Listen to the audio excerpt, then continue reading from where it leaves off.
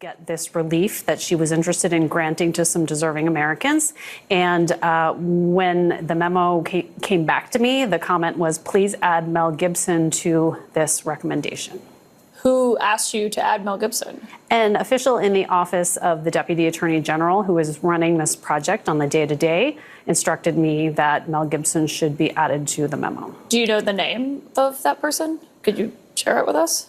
It's one of the associate deputy attorney generals. There are several in the office, and I don't want to call anyone out by name, but there is email traffic between me and a number of individuals in the deputy attorney general's office about this issue, and the request was made, and I responded that I was unable to fulfill the request because I did not have enough information about Mr. Gibson to be able to recommend that, given his history of domestic violence, he should receive his gun rights back. That's something that is a public safety question. It's very dangerous to mix people with history of domestic abuse and firearms. That substantially increases the likelihood of catastrophic outcomes in domestic violence situations, and that was just not a recommendation that I could make lightly. So how long between when you sent that response saying you could not in good faith recommend Mel Gibson and the time you were fired?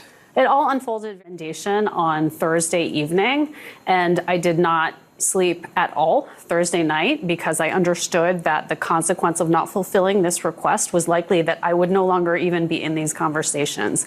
Dissent within the Department of Justice is just being aggressively silenced. People are afraid to speak up. They're afraid to object. I confided in a colleague who expressed the view that yes is really the only acceptable answer to requests that are being made by department leadership.